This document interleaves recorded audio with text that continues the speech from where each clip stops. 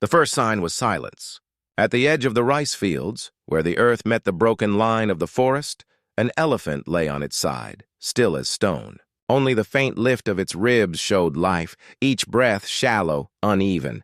Dust clung to the folds of its skin, and its great legs, once so powerful, now trembled with weakness. A group of villagers had seen it first while walking back from the water's edge. They stopped, unsure, the sight too heavy to turn away from. One man set down his basket, shading his eyes. Another whispered a short prayer under his breath.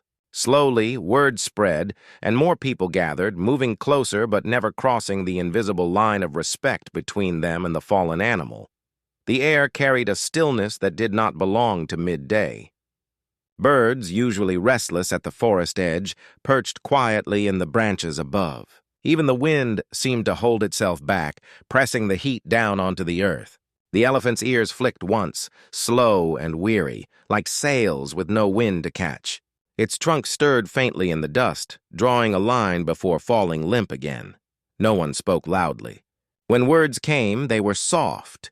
Almost whispers meant more for comfort than for answers. "She is breathing," one woman murmured.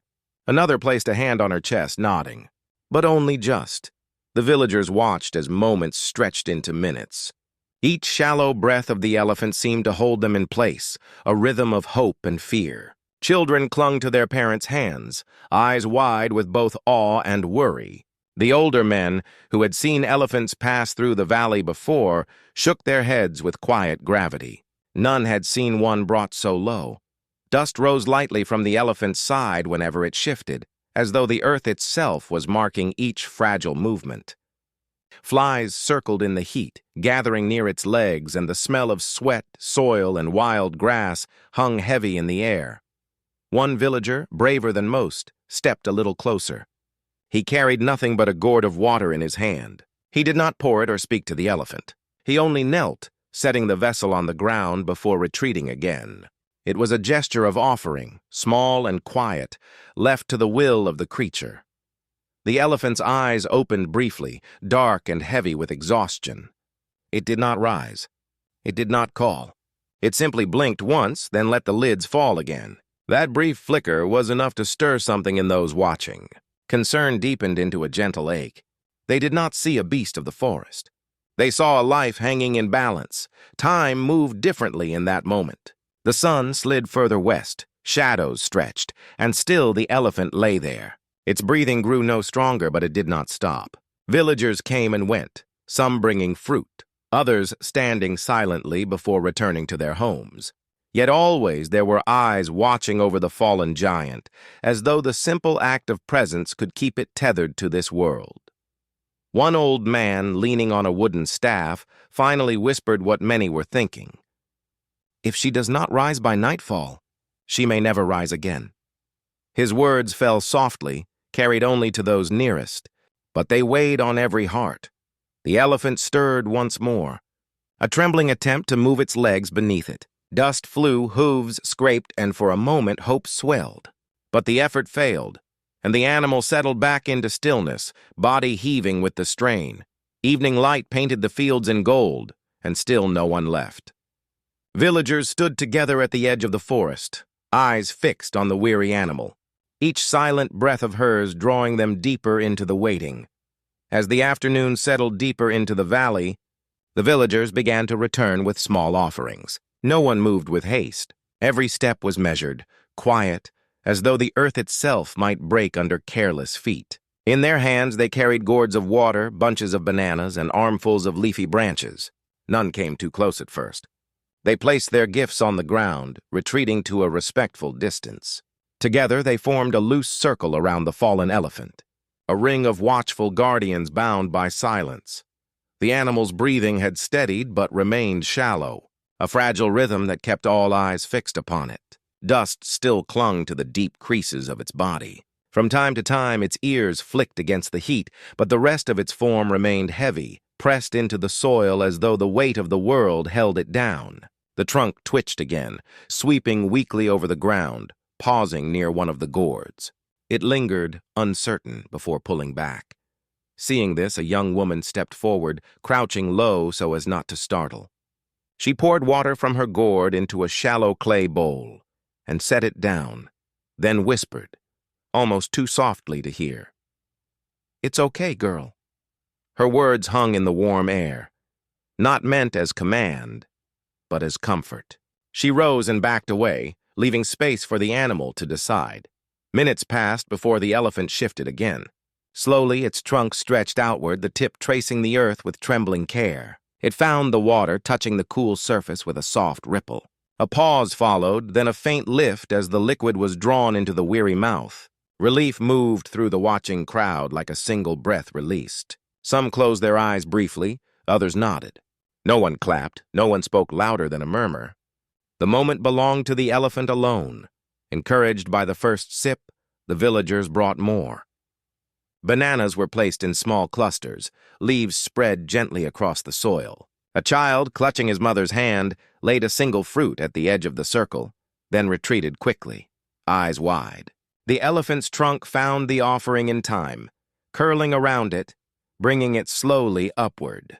Each chew was labored, but with every bite, color seemed to return to its massive frame. The people did not crowd. They watched with patience, their presence steady but never overwhelming. Some stood with arms folded across their chests, others knelt in the grass waiting. The air was filled not with noise but with the quiet rhythm of life. Water poured, leaves rustled, soft steps shifted in the soil. The elephant ate little, drank slowly, but each small acceptance was a step forward. Flies still circled near its legs, but now they were brushed away by the twitch of skin that showed returning strength. Its eyes, once closed in exhaustion, opened more often, watching the shapes that surrounded it. There was no panic, no sudden thrashing, only the slow study of figures who stood and knelt nearby, keeping their distance yet never leaving. An older man spoke softly, voice carrying only to those near him. "She knows they mean no harm." His words fell into the silence like a truth already felt by all. As the sun lowered, long shadows reached across the fields, blending with the stillness of the forest line. The elephant shifted once more, pulling its legs slightly beneath its body. It did not rise, but the attempt itself stirred quiet hope. The villagers did not press for more. They remained, forming that circle of care, content to let time itself be the healer. By evening, the great animal rested more easily, sides lifting with steadier breath. Around her, the people stayed, a patient ring of guardians. No one asked when she would stand or if she could. It was enough in that moment that she had accepted their offerings. The days that followed moved at the slow rhythm of recovery. Each morning, as mist lifted from the valley, the villagers came quietly to the forest edge. They brought water drawn fresh from the well, armfuls of fodder cut from the fields, and fruits gathered in silence. Their presence became routine, steady, and dependable like the turning of the sun. They did not hurry the elephant, nor did they expect sudden strength. Instead, they waited, offering patience as the truest form of care. The animal spent long hours lying in the shade of a tamarind tree, its body rising and falling with deeper, more even breaths. From time to time, its trunk moved through the grass, pulling up shoots, stripping bark, or finding the fruit laid out nearby. Though still weakened, its appetite returned little by little, and with each meal its eyes held a clearer light. Flies persisted in the heat, but the elephant swatted them away more firmly, the twitch of skin carrying signs of returning life. By the third day, it tried again to lift its weight from the earth. The movement was slow, legs folding beneath, shoulders trembling as the body leaned forward. The effort brought gasps from those watching, but no one rushed in, no one raised their voice. The villagers only stood at a distance, hands pressed together or resting at their sides, waiting. The elephant strained, managed to rise part way, then sank back down with a deep groan. A farmer near the front whispered gently, "Easy now, you'll find it." The words carried on the breeze, neither command nor plea, but quiet encouragement. More days passed, and with them came progress too subtle to see in a single moment, yet undeniable across time. The elephant began to stand for short stretches, swaying on unsteady legs before lowering itself again. Later, it took a step, then two, before exhaustion pulled it back to the ground. Each attempt left marks in the soil, heavy impressions that told of struggle, but also of determination. The villagers read these signs like scripture, reminders that strength was returning grain by grain, breath by breath. Children often watched from behind their parents, eyes wide with wonder. They saw not a creature of legend, but a being as fragile as themselves, moving slowly toward life. The older women carried branches of leafy greens, setting them where the elephant could reach, then stepping back to let the animal choose. Each time the trunk reached out, curling gently around the food, trust deepened between people and beast. It was not forced, not hurried, but grown through repetition, like a seed watered daily. By the seventh day, the animal managed to stand longer, shifting its weight with greater control. Dust rose from beneath its feet as it tested the ground, ears lifting and falling with effort. The circle of villagers watched silently, their bodies still, their eyes fixed on the fragile miracle unfolding before them. When the elephant finally lowered itself again, resting with less strain, relief spread quietly among them. No words were needed, only the shared understanding that healing was taking hold. Nights were spent under the same tamarind tree, with the moon washing silver light over the resting form. The villagers left food and water within reach before returning to their homes. They knew the forest could provide, but they wished to give more than survival. They wished to give time, safety, and a chance. Day by day, trust grew alongside strength. The elephant no longer flinched when people approached the edges of its resting place. It accepted their nearness with calm eyes, moving its trunk slowly through the dust as if acknowledging their quiet role. In return, the villagers found themselves bound to it, not as keepers but as companions in endurance. When the third week arrived, the elephant stood without trembling.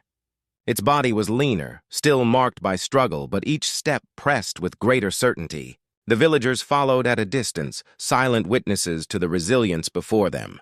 They did not speak of ownership nor of gratitude. They simply watched, humbled by the slow triumph of life reclaiming itself.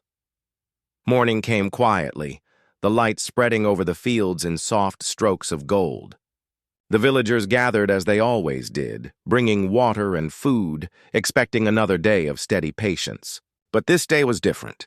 The elephant, who had spent weeks beneath the tamarind tree, rose with a steadiness unseen before. Its legs no longer wavered under the weight of its own body. The breath that once rasped weakly now carried with it a quiet strength. For the first time, it did not linger by the offerings. It turned its head toward the line of trees, the dark cover of the forest, standing like a memory waiting to be reclaimed. The people saw the shift immediately. They did not call out or move to block the way. Instead, they stepped aside, leaving a path open between the fields and the forest. Their eyes followed in silence as the elephant stood motionless for a moment, listening to the world around it. A breeze moved through the tall grass, carrying the smell of damp earth and distant rain. Birds lifted from the trees, their wings scattering light across the canopy. The elephant lifted its trunk slightly, testing the air, and then placed one foot forward. Each step was deliberate, pressed into the soil with a gravity that drew every eye. Dust lifted beneath its weight, hanging briefly before dissolving into the morning. The villagers followed at a respectful distance, their movements hushed, their feet tracing the same line of earth the elephant now chose. Children clutched the hands of their parents, elders leaned on staffs, and all carried the same quiet awareness. The long days of waiting had led to this. The elephant did not hurry. Its body carried the marks of healing, the lines of hardship still visible, but strength flowed in its movements now. From time to time it paused, trunk sweeping over the ground, ears shifting in the light. When it wavered, the people held their breath, but no collapse came. Instead, it pressed forward, steady as the rising day. Tears welled in the eyes of some who watched. They had seen the giant lying helpless in the dust, breaths shallow, the edge of death close enough to touch. Now they watched it reclaim its place in the world, step by step, walking toward the forest that had been waiting. The moment carried no noise, no outcry, only the deep weight of release. At the edge of the tree line, the elephant stopped. Its body filled the space between field and forest, a living bridge between human care and the wild that had shaped it. The villagers slowed as well, stopping several paces behind, not daring to intrude on the choice that was about to be made. For a long while, the animal stood motionless, ears rising and falling, trunk curling and uncurling in the air. One man, voice low as a prayer, whispered, "You are almost home." His words faded quickly, swallowed by the hush of leaves. The elephant took one more step, and then another, the shadow of the forest falling over its back. Its body blended with the darkness of the trees, and for a moment it seemed gone. But then, unexpectedly, it paused. Turning slowly, it looked back toward the people who had stood with it through weakness and waiting. The gesture was simple, unhurried, yet it held them all in silence. No one spoke. They only stood, their faces wet, their hearts suspended in the stillness of the turning. And then, with a final step, the elephant disappeared into the forest, the sound of its movement fading into leaves and distance. The villagers remained where they were, eyes fixed on the shadows, carrying in their hearts the weight of what they had witnessed. The forest swallowed most of the elephant's shape, yet the villagers did not turn away. They lingered at the boundary where field met shadow, still bound by the thread of what they had shared. The air was cool beneath the trees, carrying the scent of damp soil and fallen leaves. For a moment, all seemed finished. The great animal had returned to where it belonged. But then, in the quiet wait of that pause, movement stirred again. Branches shifted as the elephant stepped back into the light. It did not advance toward the people, nor retreat further into the wild. Instead, it stood at the edge, its vast form framed by trunks and tangled green. The villagers drew in breath, their eyes fixed on the return.